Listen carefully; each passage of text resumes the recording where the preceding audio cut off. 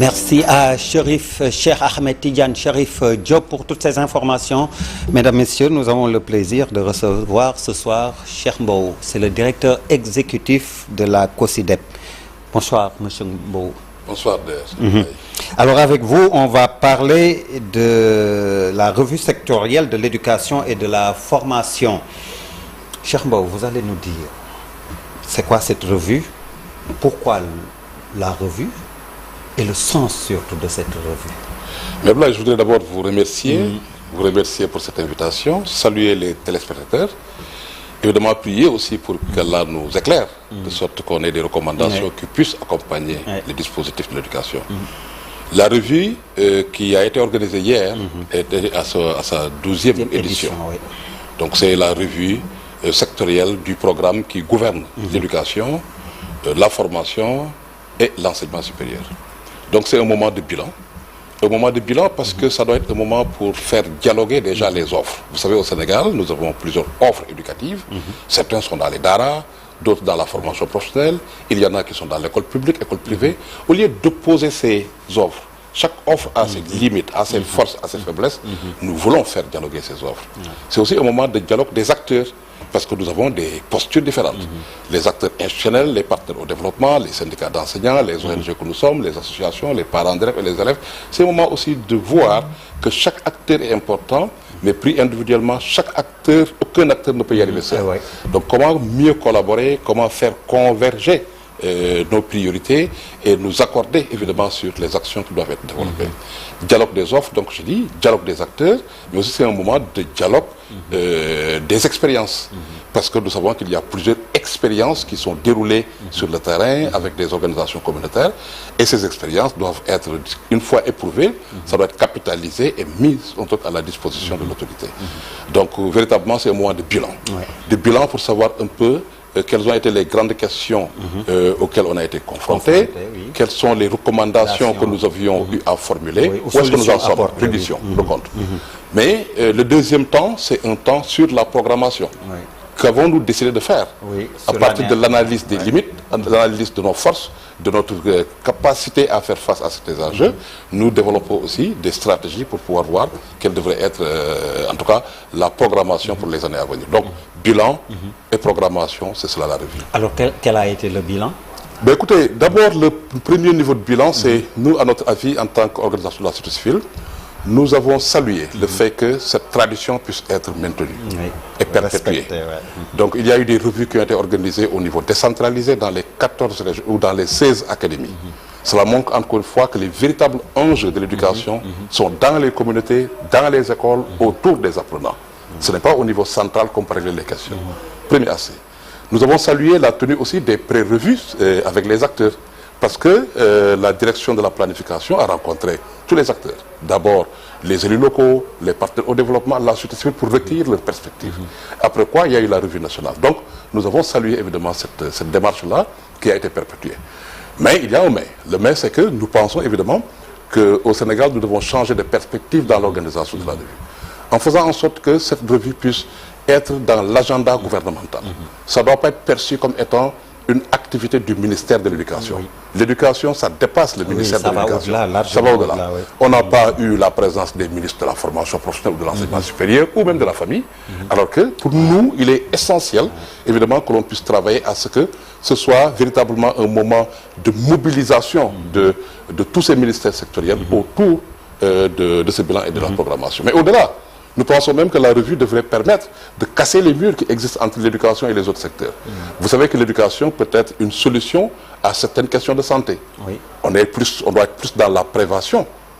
L'éducation est une solution quand on parle, par exemple, aujourd'hui de sécurité alimentaire ou de souveraineté alimentaire. Cela doit se construire à partir de l'école. Les questions liées à l'environnement, ça doit se construire au niveau de l'école. Donc, les finances ont leur place dans ces conclaves-là. Donc, il est essentiel que, en termes d'agenda, qu'on respecte davantage cette revue et que ça soit inscrit dans l'agenda gouvernemental. Ça, pour nous, c'est un aspect qui est important. Le deuxième aspect dans le format, c'est travailler, bon, dans la tradition, on avait au moins 2 jours. Parce que imaginez devoir réfléchir sur un bilan, faire un bilan sur ce que nous avons réussi. Nous pensons évidemment que c'est une question aussi qu'il faudra adresser. Donc, sur le format, il y a ces recommandations qui permettraient d'être plus efficaces. Un autre élément de recommandation, à notre avis, c'est évidemment d'avoir des revues qui soient un peu thématiques. Parce que vous savez, quand on est dans une perspective bateau où on veut régler toutes les questions en une journée, on ne réglera plus. Ça devient fourre-tout. Fourre-tout. Donc, comment être plus focus et comment nous accorder pour dire que 2025, c'est l'année où on va essayer de régler. Le Japon en est un exemple. Le Japon te dit, à chaque revue, à chacune de leurs revues sectorielles, on va adresser 2 questions principales. Et nous allons le régler. Ça peut être la question des manuels, ça peut être la question du financement, ça peut être la question de. Oui, il y a eu une journée scientifique qui nous a permis de réfléchir sur certains aspects, mais il est important aujourd'hui qu'on soit plus ciblé. C'est ça qui nous permettrait de pouvoir dépasser certaines questions, parce que malheureusement, il y a beaucoup de questions qui reviennent chaque année. Donc, et ça donne l'impression que nous n'avons toujours pas les armes, les outils qui nous permettent de pouvoir dépasser certaines questions récurrentes. Alors, vous avez parlé de bilan, de recommandations. Quelles ont été les principales recommandations, particulièrement au niveau des enjeux, quand on sait qu'il y a les réformes des curricula et surtout l'éternelle question des abris provisoires, par exemple? Oui, il faut dire qu'en termes de recommandations, nous avons déjà noté une réponse à une question que nous avions posée au nouveau régime. C'est que tout le monde parlait de devoir changer l'orientation du système éducatif, de devoir repenser notre système éducatif. Vous savez qu'il y a plusieurs modalités. Est-ce que nous devions aller vers juste une révision des programmes, comme on avait fait du temps de l'avènement de Covid, où on allège le programme, on élimine quelques thématiques ou quelques aspects, ou est-ce qu'on doit aller vers des réformes de certains aspects, de certaines questions liées à l'éducation, ou devons-nous aller vers une refondation, ça veut dire casser tout et bâtir un nouveau système? Ça, c'était des questions qui étaient sur la table, et le ministre nous dit que l'option, l'orientation, c'est d'aller véritablement vers une refondation. C'est plus complexe. C'est plus complexe en termes de coûts, c'est plus complexe en termes de temps, c'est plus complexe en termes même d'aspects à adresser. Parce qu'il va falloir regarder le curriculum, nous le savons, on a un curriculum qui est encyclopédique. Les enfants sont bourrés, ils apprennent beaucoup de choses. Nous avons un curriculum qui n'est pas toujours connecté aux réalités de du pays et aux réalités du temps. Et c'est ça qui a fait qu'une des recommandations que nous avions formulées, c'est évidemment qu'on puisse nous résoudre au Sénégal à aller vers une nouvelle loi d'orientation. Vous savez d'ailleurs, c'est la loi d'orientation qui vous permet d'adapter ton système éducatif au temps et aux réalités, au contexte au niveau international, régional et national. Notre loi d'orientation date d'il y a 34 ans, 91. Il y a eu évidemment un moment où on l'a complété en 2004, mais imaginez 34 ans, en 1991, le Sénégal de 91, c'est différent du Sénégal d'aujourd'hui. Donc aujourd'hui qu'ils ont une nouvelle orientation, on a une nouvelle vision, il y a évidemment des exigences citoyennes qui ont été déclinées, il y a une commande citoyenne qui est là. Nous devons nous résoudre à revisiter, à revoir notre loi d'orientation. Dans les systèmes éducatifs qui sont robustes, c'est les systèmes éducatifs qui changent leur loi d'orientation chaque 10 ans, chaque décennie. Parce qu'ils supposent que chaque 10 ans, il y a une évolution du contexte suffisant qui puisse permettre de pouvoir réviser ça. Ça, pour nous, c'est un élément qui est essentiel. Les dispositifs de protection des enfants. Vous le savez, chaque fois qu'il y a des difficultés, des crises, etc., ce sont les enfants qui sont les plus impactés. Nous n'avons pas de code de l'enfant. Donc pour nous, ça a aussi été une demande forte pour que enfin le Sénégal, qui a presque tout ratifié en termes de convention, puisse aussi se résoudre à avoir enfin un code de l'enfant qui puisse protéger les enfants et promouvoir leurs droits. Mais nous avons aussi pensé que les questions liées au code de la famille devraient aussi être révisées. Vous le savez, nous avons des enfants qui sont dans la mendicité, des enfants qui sont dans la rue, des enfants des fois qui subissent beaucoup d'impairs. Donc nous devons évidemment avoir un cadre législatif qui puisse davantage les protéger.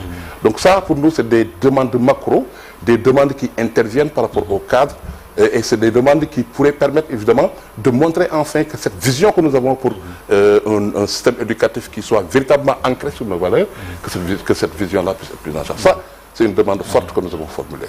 Vous avez parlé aussi évidemment des abris provisoires, qui est une question qui nous préoccupe, tout ce qui est lié à l'environnement des apprentissages. Quand vous dites, j'envoie mon enfant dans une école, dans cet espace-là, et je souhaiterais qu'il comprenne qu'à partir de cet espace, il il peut changer de situation. Il faut que cet espace soit dans des conditions minimales. Nous ne pouvons jamais faire des résultats tant qu'on a des abris provisoires, quand on a des écoles clôturées, des écoles sans eau, des écoles sans électricité. Nous connaissons maintenant les déficits, nous connaissons les besoins, nous devons nous acheminer. Cher Morceau, est-il possible d'éradiquer définitivement les abris provisoires quand on sait qu'il y a le PRORAC, le programme de remplacement des abris provisoires? J'y arrive. Oui, vous savez, est-ce que c'est possible? Je vais répondre par oui, si je me fie aux engagements de ceux à qui on a confié le pays.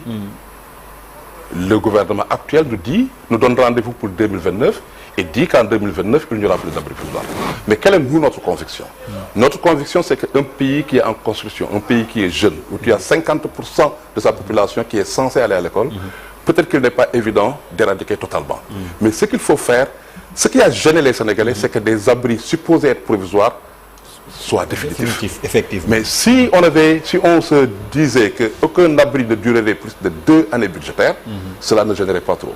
Et cela permettrait de pouvoir investir les autres liens. Parce que chaque fois qu'il y a le débat sur les abris provisoires, nous, au niveau de la COSEF, nous rappelons 2 autres pieds qui sont importants.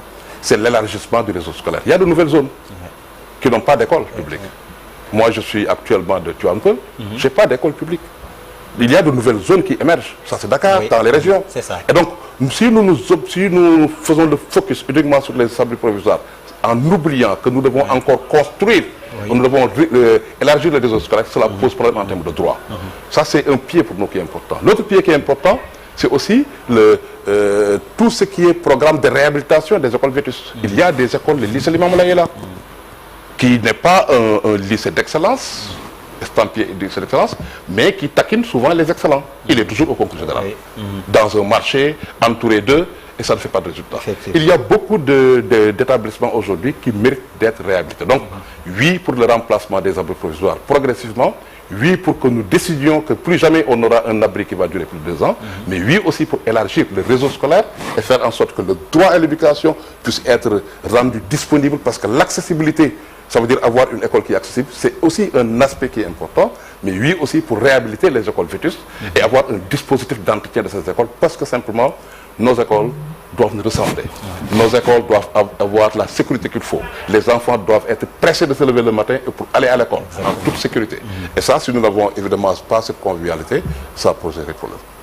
Pour terminer, nous sommes à la veille des examens. Il y en a même qui ont commencé. Alors, vos recommandations aux élèves, aux parents, aux enseignants? Ben, écoute, les examens, c'est un moment important. Je le disais à la rencontre interministérielle sur les examens, la préparation des examens, que ça doit être plus un moment de fête qu'un moment de stress. Les enfants, vous devez faire confiance en vous. Vous n'avez pas besoin de tricher pour réussir. Vous n'en avez pas besoin. Il est plus facile d'apprendre que de tricher. Et aujourd'hui, nous devons évidemment aider les enfants à comprendre cela.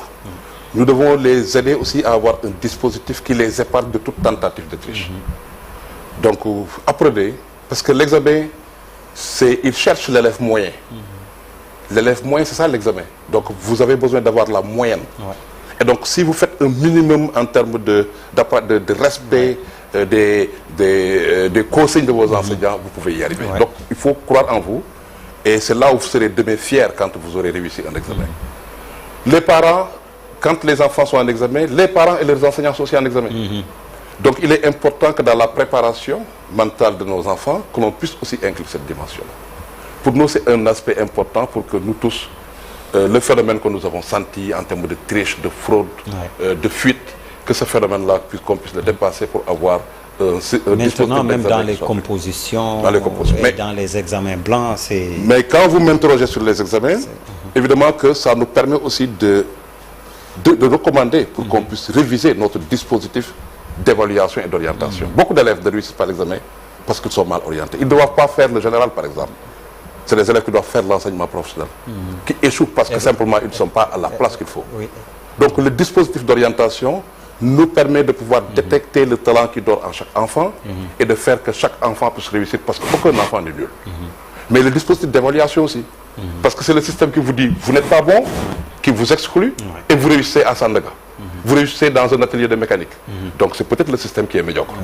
Donc le système ne sait pas détecter, ne sait pas encore évaluer comme il faut. Donc, il nous faut repenser tous ces éléments et vivement donc que ces 3 mois nous servent à enclencher en tout cas le processus de refondation du système pour pouvoir adresser tous ces aspects et faire en sorte que le droit à l'éducation puisse être une réalité pour tous les enfants, mais considérer qu'un droit, il doit être positif. Quand on parle de droit à l'éducation, ça doit être une éducation de qualité. Cheikh Mbow, merci. Mais merci, je ne peux pas aussi m'empêcher de vous présenter mes condoléances sur le décès de votre papa. Ouais, merci. Donc, qu'Allah l'accueille en son paradis céleste. Amin. Merci beaucoup, Cheikh Mbow. C'est moi. Merci à vous également, mesdames, messieurs, de nous avoir reçus chez vous. Excellente suite de programmes sur la TFM, la télévision Futur Média. Merci, bonsoir.